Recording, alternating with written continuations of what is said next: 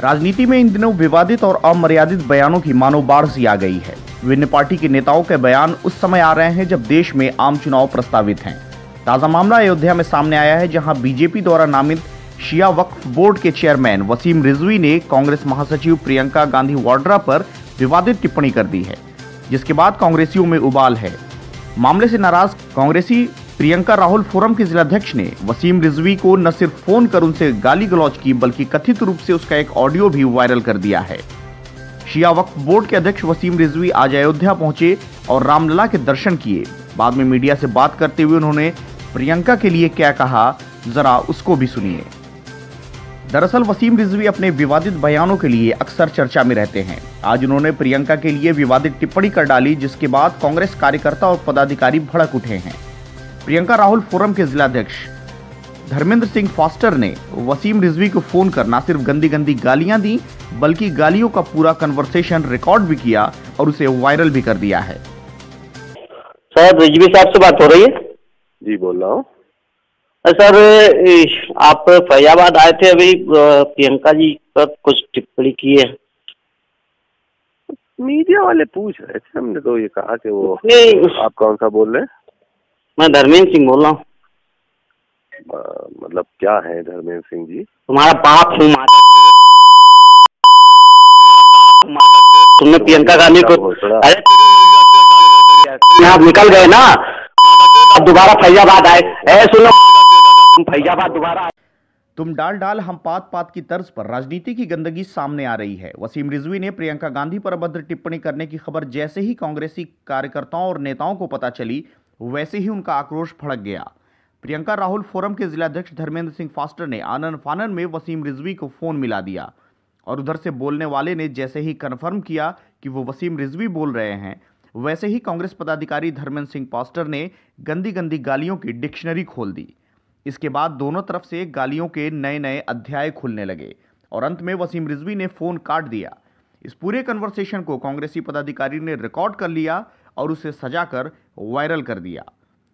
प्रियंका जी पर उन्होंने अभद्र टिप्पणी की।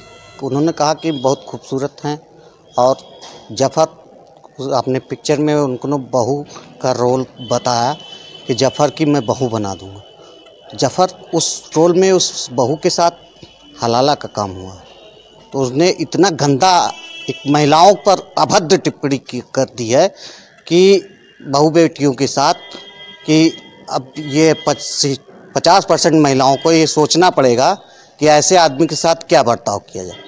ये बीजेपी का दलाल है इस व्यक्ति के साथ, और अब महिलाओं को आप वोट देते समय अपने मान सम्मान की रक्षा करने के लिए उनको आगे आना पड़ेगा और बढ़ चढ़ कर कांग्रेस के पक्ष और प्रियंका जी के साथ खड़ी होना पड़ेगा। कांग्रेस में कौन सा पद है आपका? मेरा पद, मैं प्रियंका गांधी राहुल गांधी फोरम का जिला अध्यक्ष हूँ। क्या नाम है पूरा? धर्मेंद्र सिंह।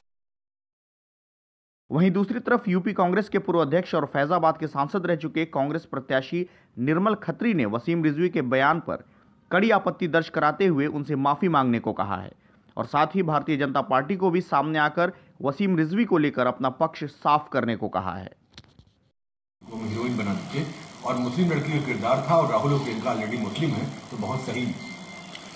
देखिए, सबसे पहले तो मैं कहना चाहूंगा कि भारतीय जनता पार्टी के द्वारा नॉमिनेटेड शिया वक्फ बोर्ड का जो चेयरमैन है, वो कितना घटिया सोच का व्यक्ति है।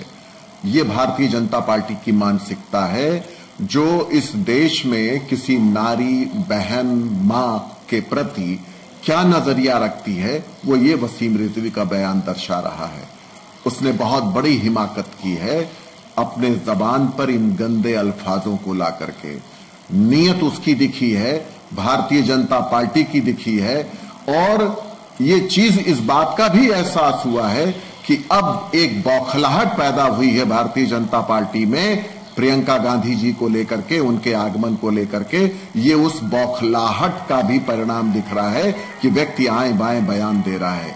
वसीम रिजवी को अपने कृत्य के लिए माफी मांगनी होगी, और नहीं माफी वो मांगते अगर हैं तो भारतीय जनता पार्टी को ये आगे आके कहना होगा कि इस व्यक्ति से हमारा कोई नाता नहीं है, और अगर नाता है तो इसका मतलब यह है कि भारतीय जनता पार्टी इस देश की नारियों का, माताओं का, बहनों का किस तरीके से सम्मान कर रही है, क्या नजरिया रखती है एक नारी के प्रति, वो इस बात से पता चलेगा।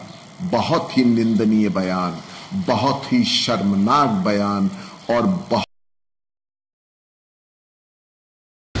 अगर आपको हमारी खबर अच्छी लगी तो खबर को लाइक करें, शेयर करें और चैनल को सब्सक्राइब जरूर करें। साथ ही स्क्रीन पर दिख रही घंटी को दबाएं ताकि आप तक हमारी सभी खबरों के नोटिफिकेशन पहुंचते रहें।